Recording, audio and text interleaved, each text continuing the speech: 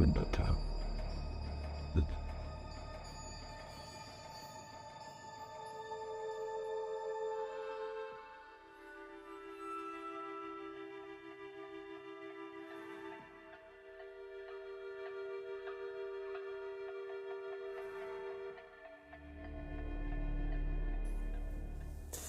Assalamu alaikum wa rahmatullahi wa barakatuh. Peace be upon you and welcome back to The Goal of the Wise. I'm your host, Ardian al-Mahdi. And Hussam al-Mahdi. And we're back once again talking about The Goal of the Wise, and we stopped at chapter or door number 3 with the Abrahamic covenant. And for those who want to read along and follow along with what we are talking about and what we are reading, check out the screen to download the QR code, which will lead you to download the book, The Goal of the Wise, or you can visit us at the AhmadiReligion.org. You can download the book in English, French, German, Spanish, Arabic, Farsi, and a bunch of other languages, and many other languages to come, inshallah, in the near future. So, okay, without further ado, let's kind of get into it. Let's go back to the Abrahamic covenant. You know, last time when we were here, we talked about how epic this prophet Abraham is. Yeah. A man filled with the Spirit of God, a man who risked his life in order to make a point against idol worship and against the religion of Cain, a man who sacrificed everything, including himself, for the sake of God, a man who went further and beyond those who came before him, like the likes of Abraham and the likes of Noah. I mean, Abraham was epic. And we also talked about how there is a ranking system with God. You know, you come to God as a servant, but then there's another rank after that as a prophet. But then there's also the rank of messengership. So a prophet has one degree, and there's 124,000 prophets. But amongst those prophets are those who are a little bit more preferred, and they are the 313 messengers. And from those 313 are 5 known as the Ulul Azm prophets, which we mentioned before. Yeah. Mainly Noah, Abraham, Moses, Jesus, and Muhammad sallallahu alayhi wa sallam. Ulul Azm, just for those who don't know what Ulul Azm means, it means those with firm faith or those of determination. Mm-hmm. Yeah, exactly. And, you know, just as we went over yesterday, we can see how firm Abraham was. We can see just how dedicated and sincere and how determined he was. And because of that determination, and God obviously rewards, you know, people who do good deeds with, you know, good blessings and great blessings, we find that God now establishes a covenant with Abraham. Now, if we go over to page 29 of The Goal of the Wise in the third door, there's a whole chapter, I mean, not a whole chapter, but a whole part designated to Genesis chapter 17, where it goes in length about this deal that God has now with Abraham. So after all of the incidents that take place and Abraham going through all these hardships, now that he reaches the level of an imam, those are, you know, the Ulul Azm basically, those who reach this rank and level are now given something, which is a new covenant. With this new covenant comes new laws, new Sharia basically, and new teachings, new practices, a new sunnah that pops up. So one of the things that's interesting, right? You know, God gives Abraham a covenant at the age of 99, and God says to him, I am God Almighty, walk before me faithfully and blameless, and be blameless. Then I will make my covenant between me and you and will greatly increase your numbers. And it says over here, Abraham fell face down. Now, you know, the context here is that, you know, what the Muslims don't know, but is actually found in the Bible, is that Abraham's name was not originally Abraham. It used to be Abram. But God changed his name to Abraham here when he gave him his covenant. And it says, then I will make my covenant between me and you and will greatly increase your numbers, right? So then Abram fell face down and God said to him, as for me, this is my covenant with you. You will be the father of many nations. So we find something interesting. We see that God says to Abraham in the Quran, I will make you an imam for the people. Over here, God is saying, I will make you the father of nations. I mean, Hussam, we all know that in Shia Islam especially, or at least the Imams of the Ahlul Bayt, we know that they are the father of the believers. Muhammad sallallahu alaihi wasallam is the father of the Ummah, the father of the believers. Imam Ali acts as a father for the believers. He is known as the prince of the believers even. And we see here that Abraham is referred to as the father of nations, but in the Quran, that's the Bible. He's known as the father of nations in the Bible. In the Quran, it says an imam for the people. Right. So I think these two, for sure, there's a link between them. I mean, it's self-evident, I believe. Yeah, I think that's the concept of an imam and a father, and it's not just there. It's mentioned also in the Bible in different parts where Jesus says father. Like there's somebody is called father in Islam and in Christianity. So when it comes to the word father or imam alayhi salatu salam, as you mentioned, Rasulullah sallallahu alayhi wa is the father of the believers, just like his wives are the mothers of the believers. This is what is well known in Islam, in fact, that all the wives of the Prophet sallallahu alayhi wa are to be called the mothers of the believers. So they do have a concept of a mother-father kind of relationship when it comes to spirituality or religion.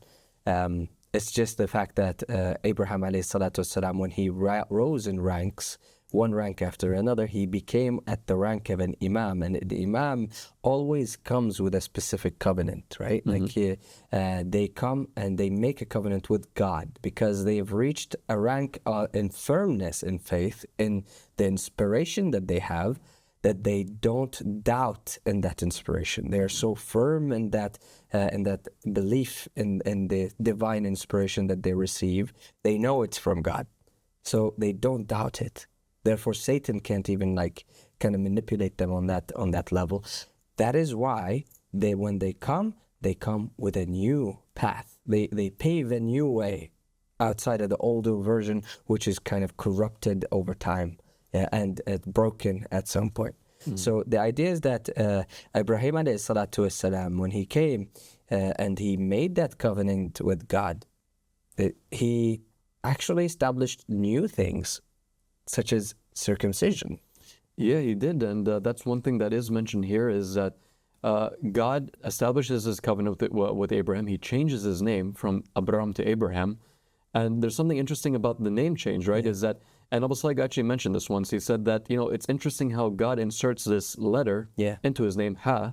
And Ha is like what? It's like, it's kind of indicating towards the name of God, or Hashem, the H which we find in that name is now inserted into the name of Abraham, which is kind of like a cool... Hua. Yeah, Ha, Hua, like a Yahweh. Hua means he, right? Like the H in the E. Yeah. And the hua, in the he, there is an H, right? H and E is similar actually in writing to Arabic as well in that sense. It's like H and E, ha and waw, so it's similar in that sense. But continue, sir. Yeah, so, God establishes his covenant, right? He establishes with the descendants of Abraham, mainly through Isaac, and Ishmael also has a part in it. Yeah. But the thing is that now Abraham, there's no addition in terms of anything except for circumcision, and there isn't really any new prohibitions. The only prohibition you can say is that a person is not allowed to be circumcised. Like, the person has to be circumcised. So, the law for Abraham was, as for you, you're to keep my covenant, and the descendants after you, for the generations to come. This will be my covenant with you and your descendants after you, the covenant that you are to keep. Every male amongst you, so everybody has to do it, every male. Every male. So it has nothing to do with the females. The females don't have to be circumcised. And you'll know why. Yeah, because unfortunately there are people who do this practice, like tribal, like weird practices in which the females are... It's a crime. That's a crime against women. It is a crime against women to commit such an act on a female. It's really it's a horrible thing to do to them. Yeah, the Imam Islam, he actually said, he said that this is actually a crime, as you said. He said that this is something not allowed. Yeah. It was never practiced by the Imams of the Ahlul Bayt. And it was an innovation that entered into Islam. But nonetheless, so over here we see Abraham, God is telling him every male must be circumcised. Correct. So he says, you are to undergo circumcision, and it will be the sign of the covenant between me and you. For the generations to come and for the generations to come, every male amongst you who is 8 days old must be circumcised, including those born in your household or brought with money from a foreigner, those who are not your offspring, whether born in your household or brought with your money, they must be circumcised. So, wow, it's really interesting, actually, like when you think about it now, that Abraham, God gives him this very, very drastic sign. Yeah. Intense. It is intense. It's intense scary. condition. I mean, imagine being in that time. You know, I mean, the story of Abraham is always like kind of filled with something very drastic and extreme, and it's if you apply it on our day life, you'll find it to be terrifying in a way, because like if you're like just normal and you don't know anything about religion, the idea is that you're walking down the street and one day some guy walks by you with his son with a knife in his hand, and you ask him, "Hey, what are you doing?" He says, "I saw a vision in my vision. God told me to slaughter my son." Yeah, So the first thing that you would think is exactly. that guy is crazy. Crazy. I should defend this child, right? Like, Yeah. So it's immediately you would think those thoughts, but then you investigate further and you'll find that it is Abraham alayhi salatu wasalam, and then you find that more than 4 billion people on the face of the earth believe in Abraham and believe in the story. Yeah, and no, accept and it that's as a the thing. reality that is divinely inspired, not like some sort of a maniac that's walking down the street. But like that's the thing, Hussam, is like when people read the story and when they hear the story, that's all it is. Yeah. It's just a story for them. Yeah. It is something which they read about, they hear about, and they're like, wow, Abraham was a great guy. You know, God told him to sacrifice his son, but like, hey, guess what? Like, you know, the sacrifice didn't happen. You know, praise God, that's amazing.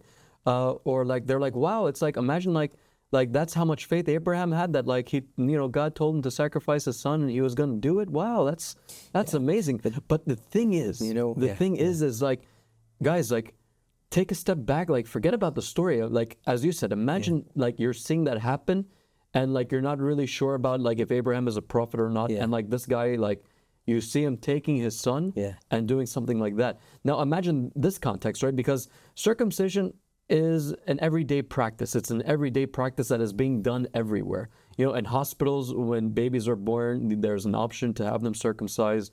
Many men, whether they are Muslim or Jewish or Christian, they undergo circumcision. It is a normal procedure. It's not something frowned upon in society. And we also have pain-killing medication, anesthesia. Said this now. Yeah, exactly. So this is not a problem. It's not something foreign. It is not something to be scared about in this day and age. But at that time, in the time of Abraham, nobody was doing that. None of the ancient people thought to themselves, hey, let's cut off the foreskin of our male genitalia, and this is what God wants from us. God wants that we mutilate ourselves, basically. It just doesn't make sense that anybody would just get up one day and say, I'm going to start a method in which I will force all my children and their grandchildren and great-grandchildren to do after me without a good reason. It would sound insane to the outside, and it was insane to the outside. Those who are on the outside, if they knew about it, they would think it's an act of insanity, that this person is not stable.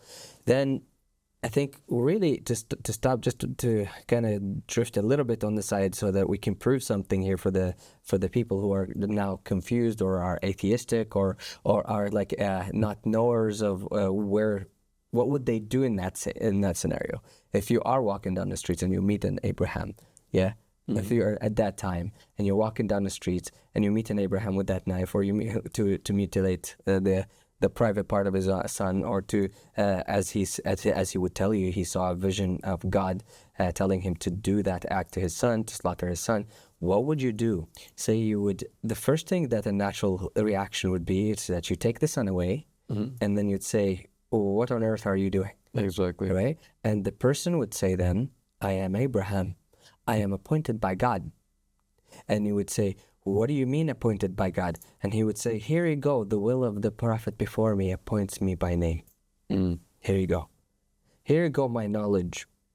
Here you go my banner. I only call to the supremacy of God banner." Yeah. Which is the same exact evidence as as the prophets before him, from Adam alayhi salatu wassalam, Sheeth alayhi salam, Nuh alayhi salatu wassalam, Shem alayhi salatu wassalam, and all the prophets and the messengers which we believe in. And due to them, we know what we know about God, and we worship God the way we know, So the idea is that in that case scenario, he would prove himself. He would prove that he is literally inspired by God by proving himself through the will and the rest of the law of knowing the hijab. Yes. Going back to the topic, circumcision was an act that was completely new. Nobody would have thought of doing something like that and instilling it as a law. Like, this is a law. If you do not have your child being circumcised, you will see what Jesus says about that later on as we continue. And Jesus was pretty intense when it came to that topic. But nonetheless, I think the one thing that people have to now think to themselves is, if we were to go back in time, if we were to go and check out what it is that God wanted from Abraham, we see that God is requesting him to do something that nobody before him had done. Nobody before Abraham had committed the act of circumcision. None of the nations have. So anybody now seeing Abraham performing something like that would think he is insane. But the reason for that is actually to separate himself, meaning Abraham and his descendants, from the rest of the people. It served as a sign for the covenant. But now, what does that mean that it served as a sign of a covenant? And who was this sign for? Because it's not like the children of Abraham are going off naked, showing people that hey, we're circumcised. Like, this is a sign of our covenant. I mean, that's weird. That's public nudity. So of course, it's not. It doesn't make sense. People always wore these clothings that cover the parts since Adam. Exactly. We know that in the story of Adam alayhi salatu wasalam, he had put some things on his private parts, right? Yeah, exactly. So the fact of covering private parts started with Adam alayhi salatu wasalam, who was the first prophet and first human. So the idea then, for who it must be for one of two people. Either your mother or your father, maybe. There's your parents, basically. Maybe. But it doesn't make really that much sense because they would know. They would know you since you're a child. Or for your wife. For the wife. Yes. Because that's where you will know. Oh, it's like a mark. You know what I'm saying? It's like a permanent marker. That you can never get rid of because it's gone. Never fake without having like real hardcore faith. Like, it's not something that Satan would go like, oh, okay, here, son, come over here. Let me just tattoo on your back something, It's not a marker it's a marker that would scare everybody away unless they are faithful. So just to get everyone under the same perspective that me and Hussam are talking about, we're talking about how this marker that we're talking about, this act of circumcising, it was a sign for the females. But why was it a sign for the females? It was a sign for the females who were upon the covenant. So a daughter of Abraham, or a daughter of the faith, a sister of the faith, a faithful believing woman, she is obviously expected to be married, right? Because we're still going on with the covenant of God, which is to be fruitful and multiply. Right. So marriage is expected from the believers, having children is expected, and many people want children anyway from their own desires. Many women want to experience motherhood. Many women want to get married. Many men want to get married. Work by the law, be fruitful and multiply.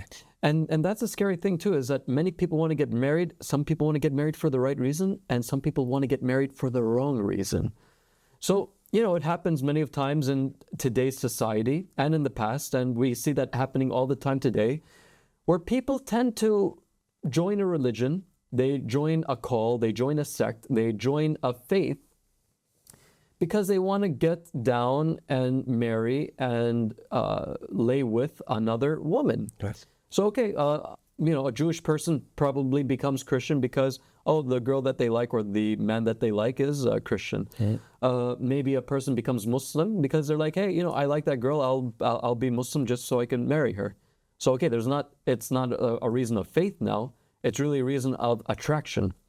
So, Abraham was aware of this, that, and how do I protect my women from these men who are the children of Cain? Because now, this marker was made so that this way, when a person is circumcised, it marks you as, okay, you're an Adamite. You are a son of Adam. You are the son of Abraham. You are not a Canaanite. If you're not circumcised, well, this means that you're a foreigner. You are the people who... Canaanite. Yeah, a Canaanite who is outside of the covenant. You are basically the people that God removed his covenant from because you guys allowed that Abraham be killed by Nimrod. Exactly. So now when someone infiltrates and pretends like, oh no, I could count like 3 generations back, 4 generations back that Abraham was my father, right? Yeah. Okay, you could trick everybody, but you can't trick the wife now because now when you marry the woman and you're about to lay with her at night, you know, during the, like after the wedding or something, and stuff. she will now see, okay, like, hey, you're not circumcised. What's going on? So like now get up and leave. she would get up and leave. So this served as a protection and as a way to defend the believing woman from men who were just trying to use them in order to get in bed with them. Yeah, and it's very curious that as Abu Sadiq said in the Everlasting Supper series, which you'll find on the YouTube channel, maybe even for uploaded here. The idea is that he asked Mahmoud at that time, I remember, he said to him like, isn't it interesting, Mahmoud, that the act of circumcision in Arabic is called tathir, Purification. which means purification. So purification from what exactly? I mean, what are you purifying when you cut a piece of flesh from the private part of a male human being? You know, you're not actually purifying the human himself, the man himself. It doesn't make sense. It doesn't make sense. So it's a pure. You can see the intelligence because we're talking about Abraham here. Keep that in mind, please. You know, like Abraham, the same man who broke the idols and put the axe on top in the hands of the big one. The same man who literally shocked the entirety of these people to the floor, and he destroyed their entire religion with one act and one argument, simple argument. So. And he also destroyed Nimrod's, faith when he told him, prostrate to the wind, prostrate to the fire, prostrate to this. And he kept destroying it until he says, should I prostrate to a man in the end, to a human being who stands against the wind, that carries the mountains of water, which can turn off the fire. So it's like, this is a genius human being that we're talking about. This is a prophet of God that we're talking about. So when he instills a law like that, and he calls it tahara, tathir, purification, and we know it doesn't affect the man, then we for sure now have to accept the interpretation of Abu Sadiq alayhi salatu wasalam and the clarification of Abu Sadiq alayhi salatu wasalam for the reason behind God making this a covenant with Adam and a law that he has brought down that every believer has to do until today. It's a huge matter, a huge matter at that time, that this is what he wanted to purify. He wanted to purify the line, the bloodline, the lineage of Abraham, the family of Abraham, the Adamites, the Adamic bloodline from the Canaanites bloodline or the satanic bloodline. Yeah, and this was a really perfect strategy at that time because, as you said, it served as a marker. Women knew their men; they protected themselves against them. So, as you said, they would get up from their bedding and they would walk away. They would run away. And it served its purpose for sure. Yeah, it served its purpose for that time and for the times afterwards. But yeah, it's just so fascinating that God just shocked the entire world with these people who were known at that time to be a people who do this thing which no other civilization ever did before. Yeah. And also think about it too, right? It's like no matter how much a guy wants to be with a woman, they would never, especially at that time, they would never go through that kind of pain just to be with another woman. Exactly. Never. I mean, especially if you don't have anesthesia and like you don't really have doctors and you're just taking like a rusty old knife or axe to cut it, and God forbid if you do it wrong and you might get an infection. Imagine you have a child, 8 days old. Guess what the law is like at that time? It's like if your child is 8 days old, you have to circumcise. So yeah, I mean, you do have to have some pretty good tools for that, and they must have had some sort of scissors or something like this, God knows, But the idea is that it's very intense to do something like this. Imagine having to perform the first one The first one ever, yeah. And by the way, it is a sign still, even till today, because it's connected to something which is related to Adam and the first sin, the first eating of the tree, or attempt of eating from the tree, which we know now it's an attempt of rape of Fatima Zahra, or the tree. Yeah, and that's a very interesting point that you make, because even in the Goal of the Wise, there is a segment here in which Abu Salik reveals, and this is in the book, The Gospel of Barnabas. Although it is not a book that most Christians accept, it is a book that if you actually read it and compare it to the New Testament, you'll find many similarities, and you'll find many stories actually within the Gospel of Barnabas. And the Imam himself said it is actually a pretty authentic gospel. Right. It's actually more authentic than the Gospels in the canon of the Christians like Mark, Luke, John, and Matthew. But over here we see that Jesus recounts a story to the disciples talking about the real origins behind the act of circumcision. And like my brother Hussam said here, it really goes back to Adam, where Adam comes out from paradise. And, I'll just read it here. It says, Adam, the first man, having eaten by fraud of Satan the food forbidden of God in paradise, his flesh rebelled against the spirit, whereupon he swore. He swore, saying, by God, I will cut thee. So right, when you read that, and you think to himself, okay, I will cut thee. So I will cut what? So the imagination comes in your brain before you read the rest. It comes across your brain, okay, maybe he's going to cut his mouth. He'll cut his lips, or he'll cut his tongue. Or his hand which grabbed on or tried to grab onto the fruit. But no, we don't see that because hasn't it happened, Hussam, where when you do something bad, right? You stole something and then you get caught and you start biting your hand, you start slapping your hand. Some people even might put a fire and they try to burn their hand as well. Yeah, exactly. People are extreme in every form. Exactly. Or you say something bad and you start slapping your face, or regret. You wanna show regret. You wanna show remorse. You wanna show also a lack a empathy that, oh man, I shouldn't have done something like this. A turning back from something evil. Yeah, exactly. So you tend to punish yourself by that which you acted upon with the tool that you acted upon.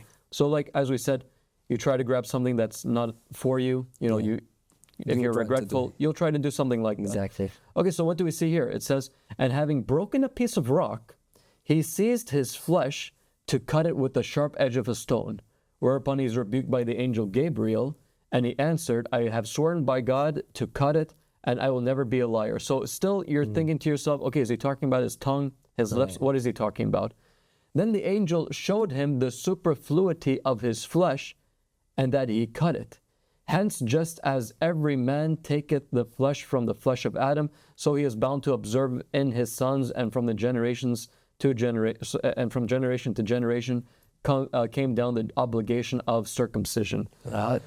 So over here we see that Adam, alayhi salam, instead of cutting his mouth, instead of trying to bust his teeth in for eating what people will imagine to be an apple, we see that instead of doing that, he's trying to cut off his manhood. Yeah.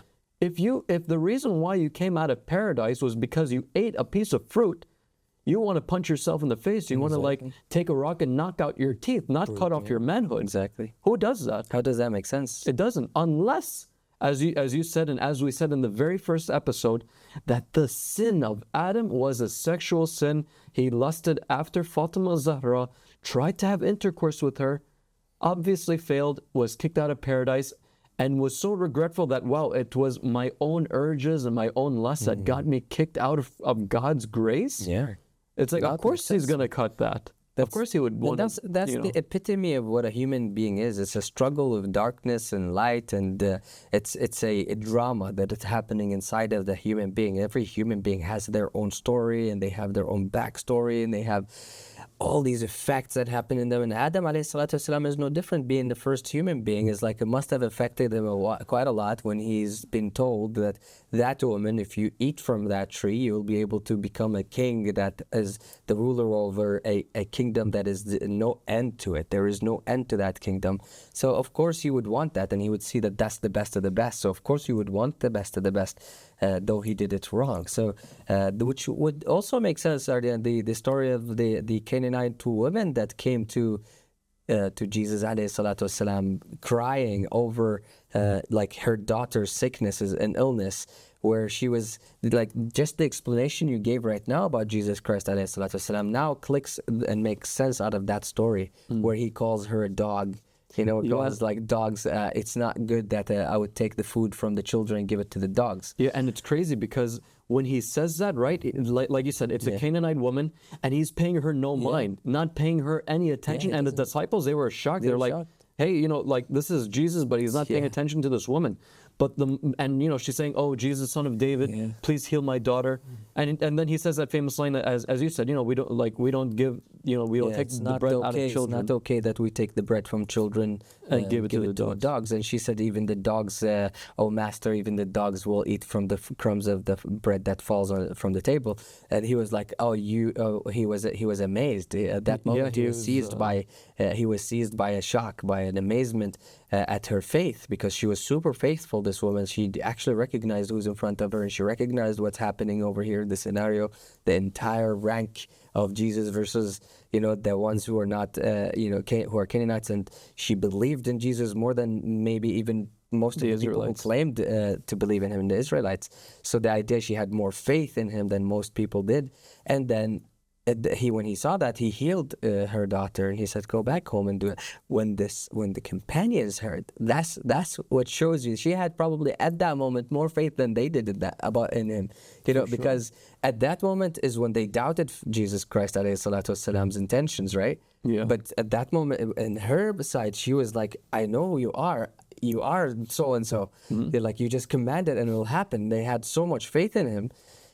That when the companions were like, "What's going on here? Why would you call her such a thing? This is very harsh. Who could handle such a thing? To hear such a thing?"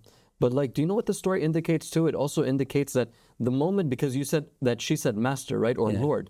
The moment that she said that, because now we see a change in attitude. Now she's not saying Jesus, son of David, right? She now like shows and expresses to Jesus that I know you're my Lord. I know that you're my master. So you're the Lord. Yeah, so the moment that she says that and says, "Hey, even the dogs eat from the crumbs of their master," like then Jesus like realized, "Oh wow, she's a believer," and he said to her something very interesting. He said that I did not come for anyone except for the Israelites. Yeah. So you know, she was not an Israelite; she was a Canaanite, someone out of the fold of the line of David, or out of the line of Jacob. But yet, because she believed and converted to the belief in the God of Jesus, and that Jesus she converted others after her. Yeah, because when she went back and she told the people the story of what happened, those people became believers. But what's interesting is like Jesus' stance when he answers the disciples about why it is that he said that and pretty much almost referred to as a dog. He made it very clear that even the dogs actually are even more pure than the Canaanites are. I mean, so it's like then someone who's not keeping the law of circumcision. Yeah. Like how important the law of circumcision was in the time of Jesus Christ alayhi salatu wasalam, that he was actually saying that it is the dog is more pure than somebody who does not keep the law. And he gave the simple example saying it is enough that God has commanded Abraham and Adam to do so. Correct? It's like it's enough for you as an evidence that this is something that you have to do. You understand? That he literally clearly stated that. So then what do we do? You know, like Jesus Christ alayhi salatu wasalam clearly stated in the Bible that this is the case. This is in, you know, like in the Gospel of Barnabas again. So the idea is that circumcision, when it was first introduced, just so that we can generally kind of summarize what we've been talking about so far, Jesus Christ alayhi salatu wasalam calls for it. Adam alayhi salatu wasalam did it. Abraham alayhi salatu wasalam instilled it as a law. You have like Prophet Muhammad sallallahu alayhi wa instilled it as a law. The idea is that all the prophets, all the major prophets of Islam and Christianity and Judaism put that as a law for a reason. And I mean, let me hear what the scholars have to say about this. I mean, what do they explain it like? What the kind of explanation they have about this kind of circumcision and why it's done? Yeah, I mean, you know, like growing up as a child in the Sunni faith, the only explanation that you would hear is like, oh, it's clean, you know, so like, bacteria is no longer really that accumulated in that area. You can maybe are more prone to like sexually transmitted diseases and all these things. But in reality, it's like, was that really the cause? I mean, like, God never talks about that. God never mentions that. And by the way, I mean, today we have something called sinks and toilets and like cleaning facilities and wipes. So to clean that area, even as an uncircumcised human being, you can still keep that area clean. Yeah, and let me ask you a question that a logical, reasonable human being who's an atheist would ask you. Why did God put that there?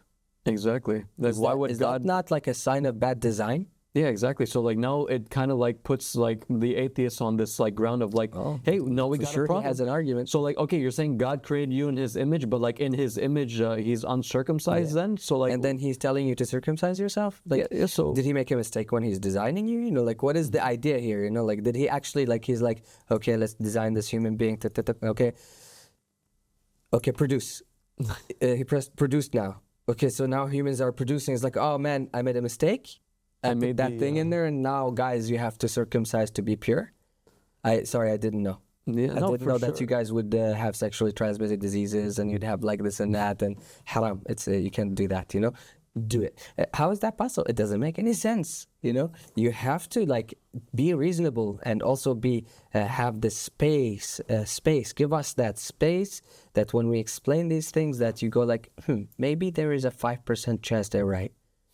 Best just a 5% chance. We're not asking for much more, because that space allows for conversations to happen. We know what we believe. We believe it 100%. But if we're in a conversation with you right now, it would be like that. We'd give you that 5%. That's what our Imam has taught us. Our Imam said that in one of the videos before he started. He said, guys, in order for us to converse, I have to give you that 5% that I could be wrong. Even God might do it for you, so just so that He can prove Himself right for you, because that's how you discover truth, is by conversation, by intellectual engagement. So, and here, when we hear the scholars say such statements, it's because it's purity of bacteria. It's antibacterial. Like instead of using like soap, just do that. I mean, how does that make sense? Obviously, it doesn't make sense. Probably you get more disease. There's higher chance of you getting a disease from the act itself, from doing the act itself at that time. By the way, there have been reports of rabbis who, when they're doing this procedure of circumcision for some of the kids, this was back when I was living in America, a bunch of kids actually became infected. Of course, because 100% that would happen. Yeah, this is like, it's aslan fact. It's a known fact that medicine, not just too long ago, they did not know that they had to. The doctor did not know that they need to wash their hands. Yeah, exactly. After every dealing with each one of these things, so it's like only now these things have been implemented by the doctors to actually like wash your hands and be pure. They use antibacterial on your hands and do all this kind of stuff, and you have to wash it like this, and you have to spend 20 seconds doing this and that. This is stuff that are modern day. It's like just maybe 20 years ago, 30 years ago, you wouldn't have these things. So the doctors at that time were going to circumcise their child, most likely has a higher chance of transmitting for you a sexually transmitted disease, because they might have cut somebody else's, before they cleaned it, thinking, it's okay, it's just a cut, it's just a cut, let's just go.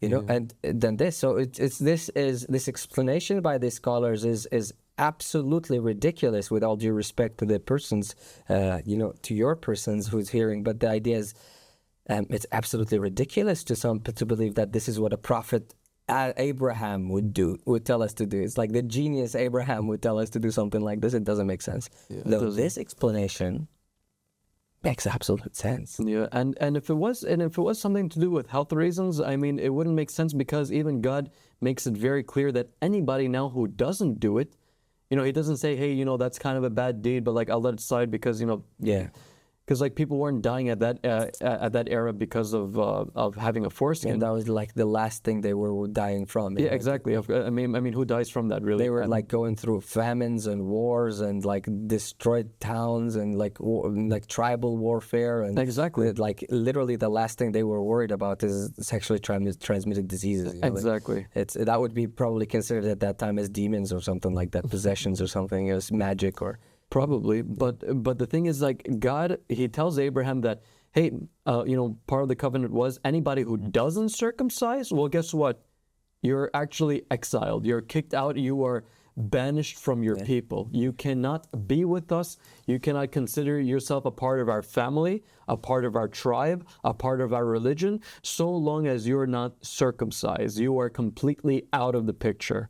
And they have to stay out of the picture. It can't be that the parents now like keep their kid if they don't want their kid circumcised. Like that kid that grows up and is not circumcised is like cast out from his people, because only a son of Satan is one during that time, and of course the rest of the times is one that does not get circumcised when it is an obligation by God to be circumcised. So it was a purification in the inside, those who slip through the genetic stream of things, and those on the outside who were like and you can see Canaanites. Yeah, you can see he was trying to protect his community. Yeah, exactly. Like from infiltration from the Canaanites' genetic code. Mm-hmm. So and to even keep it even more so, right? He makes a covenant through his son Isaac. God says, okay, I'm going to let Sarah give birth. I'm going to let her have a son, and this is going to be Isaac. But then, Abraham, is wondering, okay, then what about my son Ishmael? And then God says, we heard about what your cry for Ishmael. He says, don't worry, we're going to have a covenant, or we're going to bless him too.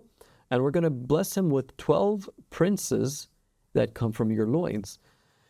Now, we see that in the Bible, there are 12 princes here, and we know from the hadith of the we know from the Ahlul Bayt, and we know from Abu Sadiq, and we know that these 12 are indicating towards the Imams of the Ahlul Bayt. The 12 Imams that we find here, or the 12 princes that we find here in the Bible, are the very same 12 that we find in Islam. Yeah, that's true.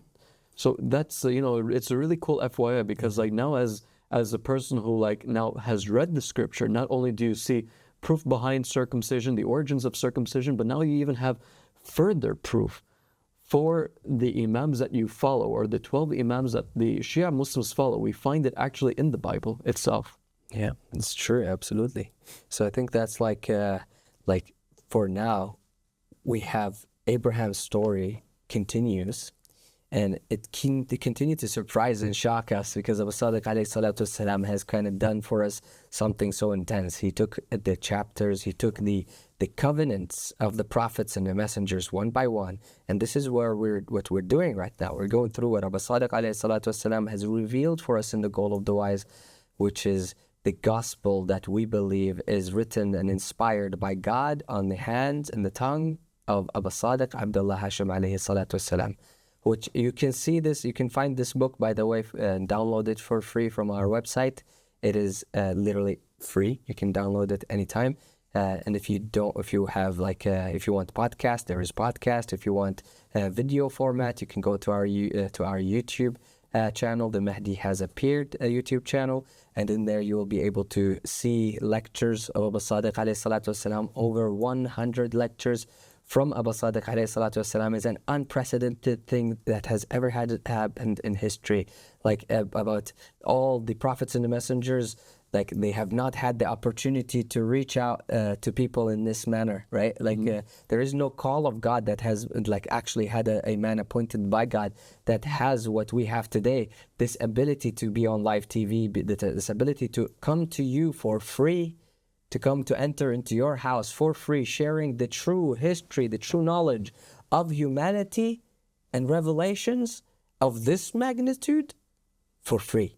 Yeah, absolutely. Appointed by God. Exactly. And this is something that people, I think, would die for in terms of knowledge. Yeah. This is something that people would wish for explanations for, because my God, it's we were kept in the dark for a very long time. We were extremely confused. I mean, he was the only one who was able to explain why Abraham did what he did, why God gave him this covenant, and what it is that we must do today. Well, we must follow the covenants of God. We must obey him. So this way, obedience to him serves as a purification for us and for our lineage, and to ensure that the genealogy of Cain no longer exists and is obliterated. Why? Because they're the problem. These people are the ones that murder, steal, and betray. They're the elites. Yeah, and they are the elites. And we will talk more about Abraham and the time of Abraham on the next episode, especially concerning Sodom and Gomorrah. Thank you for watching. Assalamu alaikum wa rahmatullahi wa barakatuh.